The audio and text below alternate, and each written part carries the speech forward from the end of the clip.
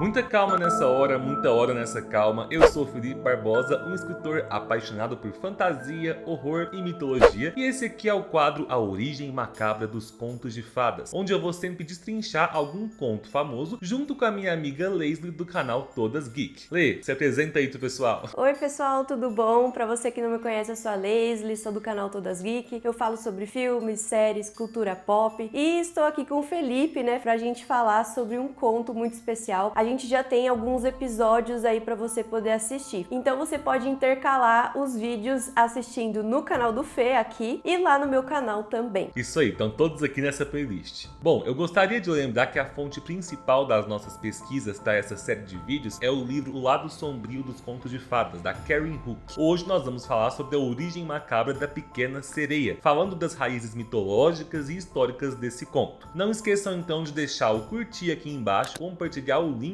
com seus amigos, se inscrever no canal e ativar o sininho para receber as notificações, tanto do meu canal quanto do Todas Geek. Bora lá então!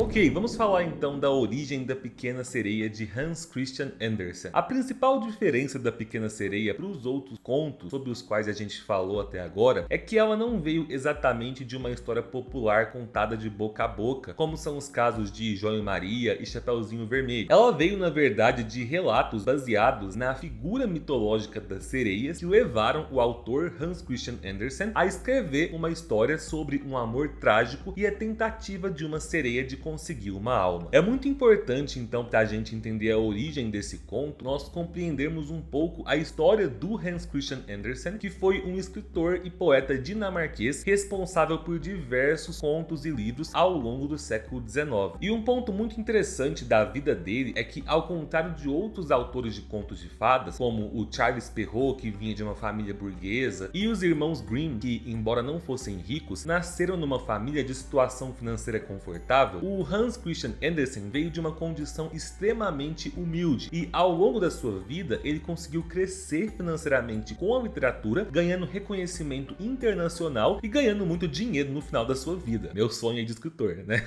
Muitos estudiosos dos contos comentam sobre a vida do Hans Christian Andersen parecer um verdadeiro conto de fadas, acompanhando a história de um menino pobre que sai da miséria e consegue sucesso na vida. E não é à toa que essa premissa pode ser identificada em todos os seus contos e obras literárias. E falando nele, Hans Christian Andersen fez uma autobiografia. Ele tem uma história muito tocante, porque ele não veio da realeza, ele veio da pobreza. Quando ele tinha 11 anos, ele perdeu seu pai. Então, ele precisava estudar para ajudar no sustento da sua mãe, porque só ficou ele e a mãe. Olha só que engraçado, aí vem um pontinho de magia na vida dele, porque ele escutou de uma cigana de que ele teria um grande sucesso. Então o que ele fez? Largou tudo e foi se mudar para a capital da Dinamarca. Mas na verdade, aí depois que a ficha caiu, ela falou que eu ia ter grande sucesso, meu momento vai chegar, mas o momento dele não era com 14 anos. Ele ia demorar um pouco para conseguir o que ele precisava para ele chegar no grande sucesso. E ele acabou virando ajudante de alfaiate e cantor de ópera. E foi só no começo da vida adulta que ele ganhou bolsa de estudos e também ele começou a escrever os seus primeiros contos. E olha só que legal, os seus primeiros contos começou a cair na graça da galera da classe alta. E mesmo assim ele não conseguia se desligar da sua história pessoal na hora de contar os contos, porque tudo tinha muito a ver com a vida dele. Essa coisa de ex-pobre a uma pessoa que ganhou um grande sucesso e um grande privilégio de estar no meio das pessoas por conta dos seus contos no meio da classe alta. Então a gente vê bastante referência em vários dos seus contos. Por exemplo, o Patinho Feio, a Pequena Sereia, a Rainha de Neve e a Roupa Nova do Imperador. Ele insistia em colocar o tema de ascensão social, que tinha muito a ver com a vida dele. E a grande comparação, de todas essas histórias tinha mais a ver com a história do Patinho Feio, que na verdade ele se sentia rejeitado pelo bando de patinhos, mas depois ele descobre que ele era um grande e bonito cisne. E sempre mostrando no final das histórias que tinha uma grande superação. E outra história que ficou bastante conhecida é a roupa nova do imperador. Contava a história de que o imperador, ele queria fazer uma super roupa, né? E aí ele chamou 2 vigaristas. E aí eles,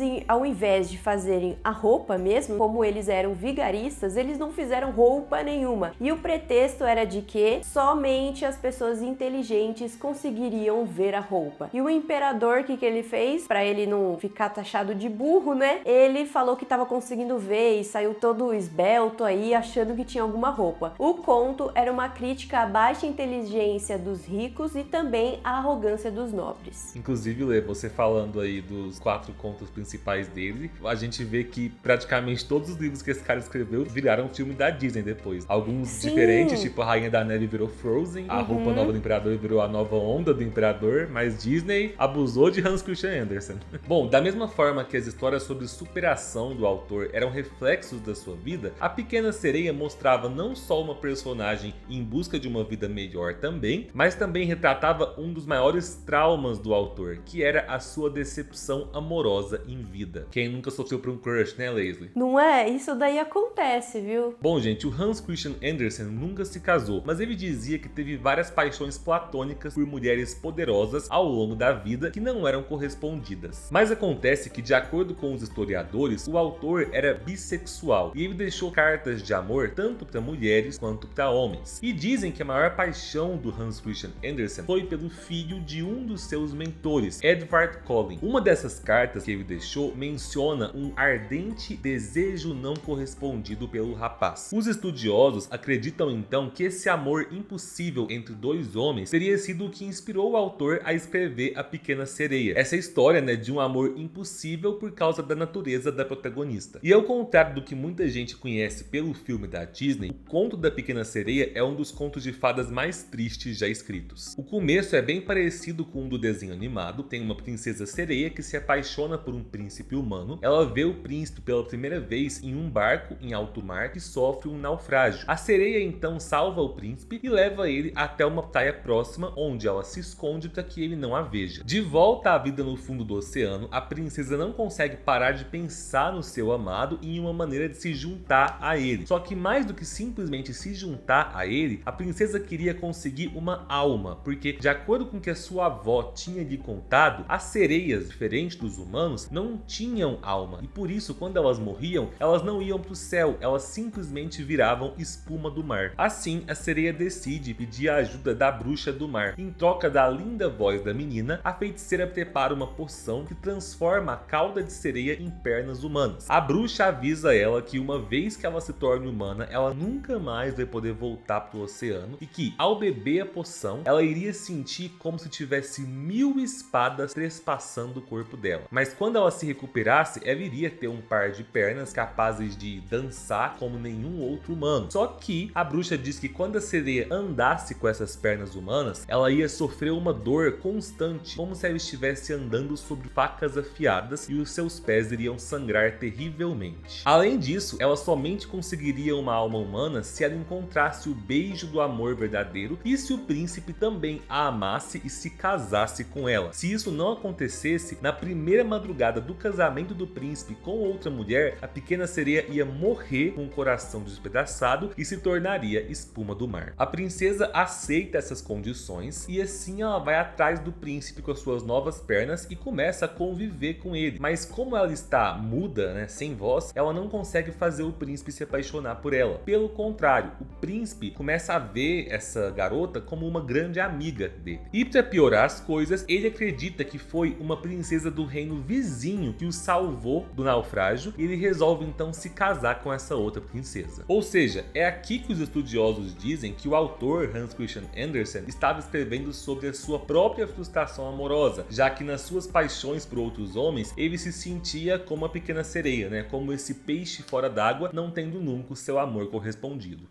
E agora que começa a parte macabra da história da Pequena Sereia, porque no final do conto, quando o príncipe se casa com a outra princesa, as irmãs da Pequena Sereia dão uma faca para ela. E olha só qual é o sentido dessa faca. As irmãs falaram que a bruxa do mar disse a ela que se se ela esfaqueasse o príncipe e deixasse o sangue cair aos seus pés, ela iria voltar a ser uma sereia. E quando ela vai até o quarto para fazer tudo isso, ela vê que o príncipe está muito feliz com essa princesa e acaba desistindo dessa ideia. Mas o pior tá por vir. No final do conto a gente tem as seguintes palavras: a faca tremeu na mão da sereia que lançou para longe, nas ondas que brilharam vermelhas onde caiu. Era como se borbulhassem gotas de sangue na superfície do mar. Ainda uma vez olhou para o príncipe com um olhar meio enublado. Depois se lançou do navio ao mar, onde seu corpo se desfez em espuma. É isso mesmo. A pequena sereia, nesse caso aqui, ela cometeu suicídio. Então é uma história bem macabra, né? Mas para que a história não ficasse tão trágica, ele acrescentou um parágrafo onde ela, depois de morrer, que ela sente o calor do sol, percebe que se transformou em um espírito. Então quer dizer que, como se, entre aspas, Deus tivesse dado uma recompensa para ela, porque ela não fez o mal pro príncipe que ela gostava. E toda essa questão da pequena sereia em busca de uma alma vem da mitologia e das lendas que circulavam na Europa na Idade Média. Apesar do mito das sereias terem surgido na Grécia Antiga, foi na Europa medieval que o cristianismo passou a considerar esses seres demoníacos, que também eram símbolos de tentação e luxúria. E por mais que elas fossem belas, elas sim eram consideradas símbolos do mal. Aí começou as lendas e histórias de contos populares de viajantes que capturavam as sereias, que não eram seres assim que eram vistos de uma maneira positiva. E a ideia era de que, se eles conseguissem pegar algum objeto da sereia, elas se tornavam uma prisioneira dessa pessoa que roubava. Podia ser um espelho ou um pente dessas sereias. E a partir disso começaram as lendas de que os homens começaram a se apaixonar por essas sereias. E também dizia que muitas dessas sereias gostavam de humanos, porque era a maneira delas conseguirem a alma delas casando-se com um humano. E com tanta inspiração que o Hans Christian teve para fazer suas histórias, também fizeram muitas adaptações dos seus contos. Bom, como a gente já disse, A Pequena Sereia foi então um conto que refletia muito da carga emotiva do Hans Christian Andersen. Não é à toa que ele disse num dos seus escritos que foi o único trabalho que já o comoveu. E no livro que nós usamos como base para esse vídeo, a autora Karen Hook faz algumas comparações bem interessantes entre o autor Hans Christian Andersen e o cineasta Walt Disney, mostrando como ele também era um artista que gostava de colocar um pouco de si mesmo nos seus filmes e como ele foi responsável para que a história da Pequena Sereia se popularizasse ainda mais. Assim como o autor dinamarquês, o Walt Disney também teve uma infância na pobreza, trabalhando duro desde a infância e era obcecado por contos de fadas. E ele conseguiu subir na vida e realizar os seus sonhos. Foi justamente a sua infância penosa que deu para o Walt Disney a inspiração para se dedicar a esse tipo de história. Graças à sua experiência de quando era pequeno, quando ele vendia jornais, ele se identificava com os dilemas dos heróis das narrativas e concluiu que muita gente faria o mesmo. Os seus contos de fadas foram sucesso desde 1937, quando ele lançou o primeiro longa-metragem, Branca de Neve. Apesar dele ter manifestado em vida o interesse em realizar um filme com a história da Pequena Sereia, ele infelizmente não chegou a ver isso acontecer em vida. Ele morreu em 1966 e somente em 1989 os estúdios Disney lançariam um filme com a história da Ariel. Os produtores do filme sempre diziam que era uma história que o Walt Disney teria adorado ver nas telas, porque ele também se sentia durante a sua vida, assim como a personagem e assim como Hans Christian Andersen, como um peixe fora d'água. E assim como o autor da Pequena Sereia original, o Walt Disney também gostava de elaborar histórias sobre a busca pelo sucesso e por uma vida melhor. Quem já leu muitos contos de fadas ou viu muitos filmes da Disney já deve ter reparado na estrutura comum própria dele. As histórias começam sempre da mesma forma. Diante de uma situação complicada, perigosa, o protagonista sente que tem algo faltando na sua vida, ou então ele quer melhorar de condição, ou então ele é colocado em alguma posição instável, perigosa por outro outra pessoa. Assim, ele não vê outra opção a não ser sair pelo mundo numa jornada, e nesse caminho o herói vive uma série de aventuras extraordinárias, passa por testes terríveis, derrota alguns inimigos e no final ele geralmente volta transformado para casa, ou então nas histórias mais trágicas ele acaba morrendo. Quem analisou essa estrutura comum nas narrativas foi o mitólogo Joseph Campbell. Ele era obcecado por mitos e comparou histórias religiosas do mundo todo antes de criar sua teoria da famigerada jornada do herói. Para os estudiosos folcloristas, muitos dos contos de fadas carregam essa mesma essência, e isso é perfeitamente reconhecível tanto no conto quanto no filme da Pequena Sereia.